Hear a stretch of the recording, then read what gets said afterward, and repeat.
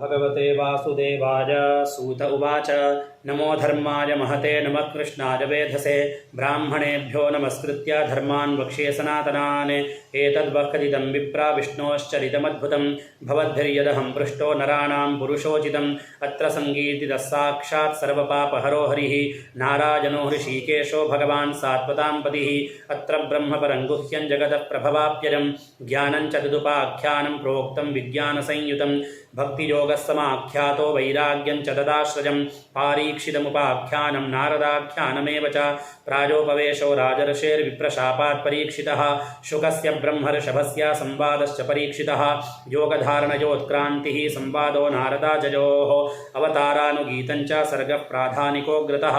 विदुरोद्धवसंवादः क्षत्रिमैत्रेययोस्ततः पुराणसंहिता प्रश्नो महापुरुषसंस्थितिः ततः प्राकृतिकः सर्गः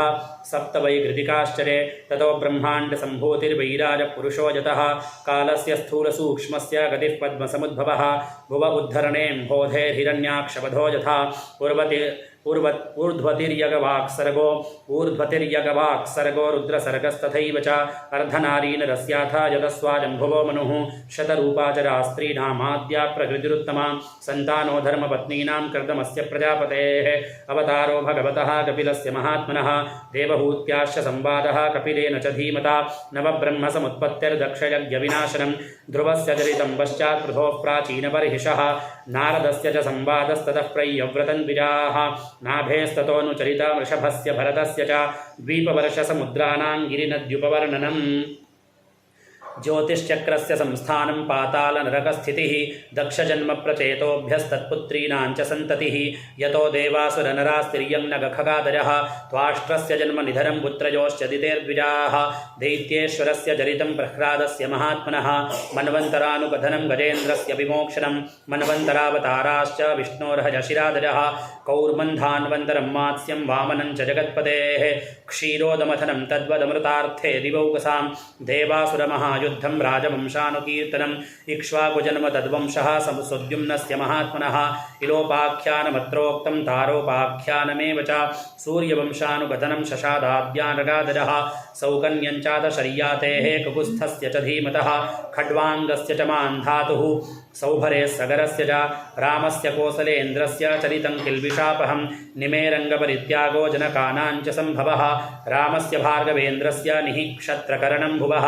ऐलस्य सोमवंशस्य जजातेर्नहुषस्य च दौष्यन्तेर्भरतस्यापि शन्तनोस्तत्सुतस्य च यजातेर्ज्येष्ठपुत्रस्य यदोर्वंशोऽनुकीर्तितः यत्रावतीर्णो भगवान् कृष्णाख्यो जगदीश्वरः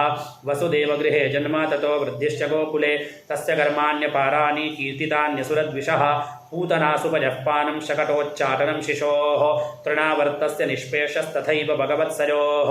धेनुकस्य सह भ्रातुः प्रलम्बस्य च संशरः गोपानां च परित्राणं दावाग्नेः परिसर्पतः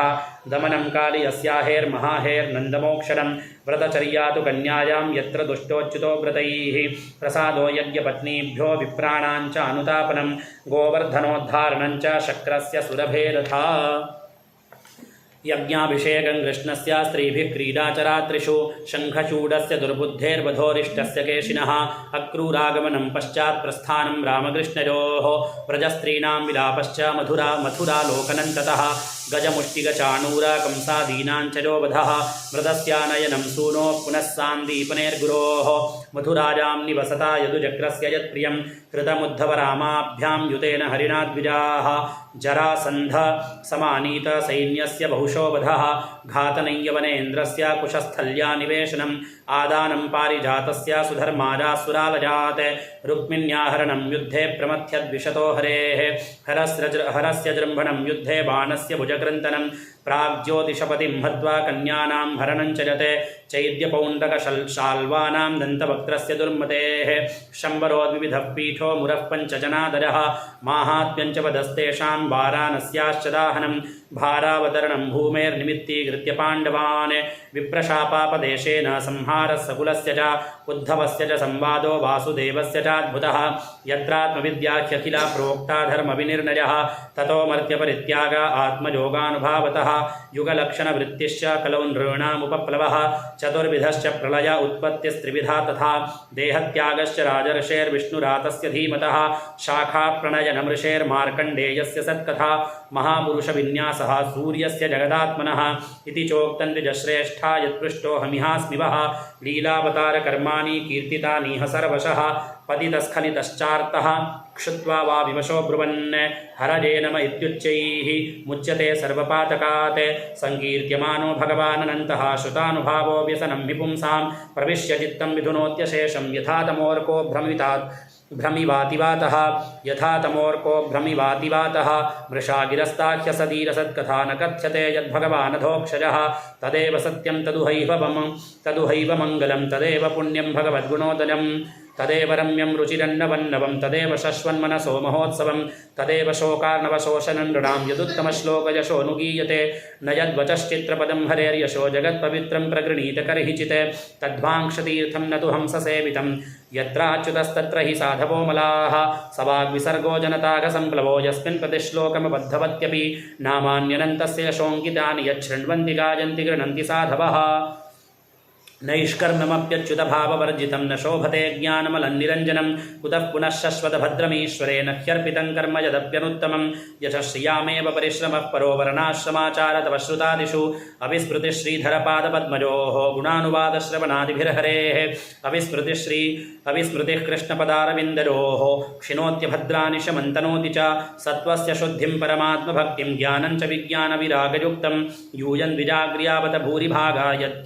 यच्छश्वदात्मन्यखिलात्मभूतं नारायणं देवमदेवमीशामजस्रभावा भजता विवेश्य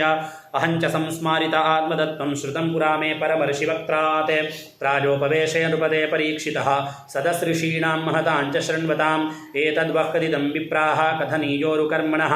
माहात्म्यं वासुदेवस्य सर्वाशुभविनाशनं य एवं श्रावये नित्यं यामक्षरमनन्यधीः श्रद्धावान्यो न शृणुयात् पुनात्यात्मानमेव सः